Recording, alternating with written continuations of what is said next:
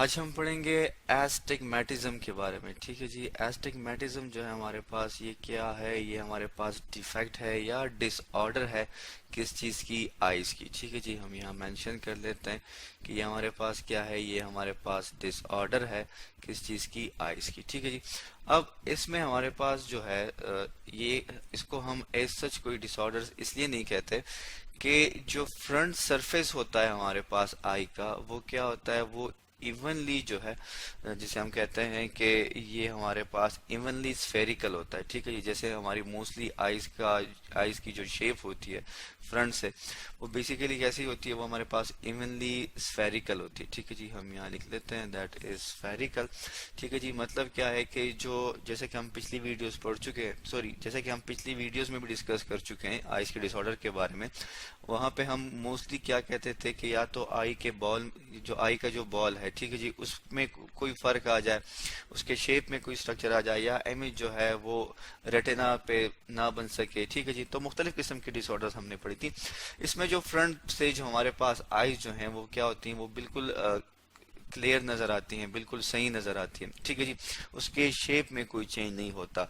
लेकिन अब ये है कि जो हमारे पास अगर हम बात करें कि फिर ये हमें दिखती कैसे, मतलब पता कैसे चलता है, तो हम ये कहते हैं कि बेसिकली जो हमारे पास इसमें आई होती है वो हेल्दी ही दिखती है। ठीक है, जिसमें कोई बीमारी हमें नजर नहीं आती। लेकिन जो हमारे पास कॉर्नियल सरफेस होता है, ठीक है जी, क्या होता है हमारे पास कॉर्नियल सरफेस होता है, उसमें कुछ हमारे पास क्या होती है, डिस्क्रिपेंसी होती है किस चीज में, उसके कर्वेचर में। ठीक है जी, जो कॉर्नियल सरफेस है उसकी उसमें क्या होती है, उसमें डिस्क्रिपेंसीज होती हैं उसके कर्वेचर में, कि जो आई का स्ट्रक्चर है या जो जिसको हम कॉर्निया कहते हैं, वो डिस्टर्ब जो है, उसकी जो कर्वेचर है, उसकी जो गोलाई है, वो सही नहीं होती। आप इस डायग्राम में भी देख सकते हैं कि अगर हम इस डायग्राम को गौर से देखें तो ये हमारे पास क्या है, ये जी हमारे पास नॉर्मल आई है। ठीक है जी, हम यहाँ लिख लेते हैं दैट इज नॉर्मल।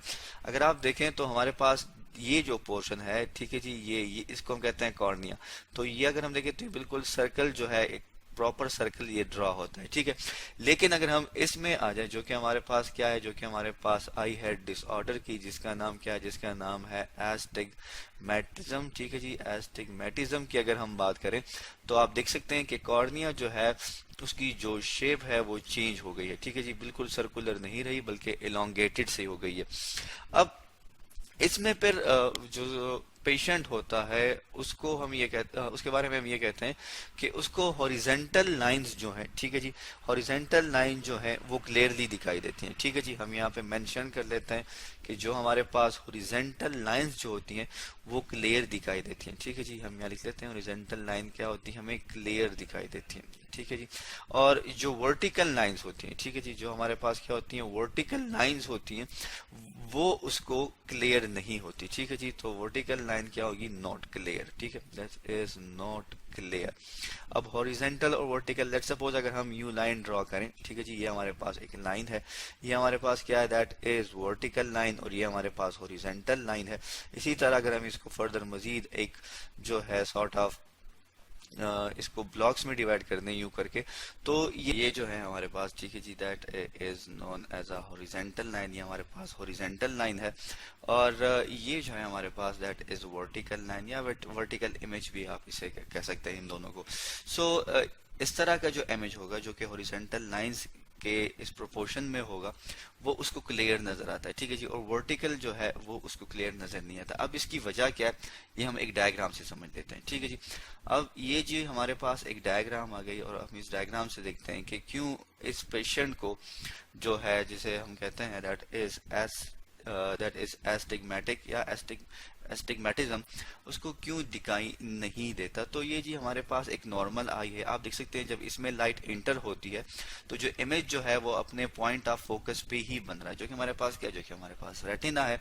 लेकिन अगर हम एस्टिग्मेटिक आई की या एस्टिग्मेटिज्म की बात करें तो आप देख सकते हैं इस वाली डायग्राम में कि यहाँ से लाइट जो है वो इंटर हो रही है, और इंटर होने के बाद चूंकि हमारे पास जो कॉर्निया है वो उसका जो शेप है, उसका जो कर्वेचर है वो क्या है, वो जो क्या होता है, वो सही नहीं होता, मतलब क्या है, उसका शेप जो है वो प्रॉपर नहीं होता। तो उसकी वजह से लाइट जो है वो, जिसको सपोज यहाँ पे फोकस होना था, यहाँ के बजाय वो आके यहाँ पे फोकस हो रही है। तो इस वजह से हम ये कहते हैं कि जो वर्टिकल लाइंस जो होंगी वो उसको क्लियर नजर नहीं आएंगी। ठीक है जी, मतलब कि अगर इमेज जो है उसकी फॉर्मेशन यूं हो रही है तो वो उसको मतलब इस डायरेक्शन में है तो उसको क्लियरली नजर नहीं आते वो वर्टिकल, जबकि हॉरिजेंटली जो है मतलब इमेज का वो पोर्शन जो कि उसके यहाँ पे जो है वो हॉरिजेंटली बन रहा है वो उसको क्लियर नजर आएगा। तो आज हमने डिस्कस की आई की डिसऑर्डर जिसका नाम है एस्टिग्मेटिज्म। और इसमें हमने क्या कहा, इसमें हमने डिस्कस किया कि ये हमारे पास किस तरह की बीमारी है कि जब हमारे पास जो कॉर्निया है उसका कर्वेचर जो है वो डिस्टर्ब हो जाए, और इस कंडीशन को हम क्या कहते हैं, एस्टिग्मेटिज्म कहते हैं। तो आज हमने पढ़ा एस्टिग्मेटिज्म के बारे में।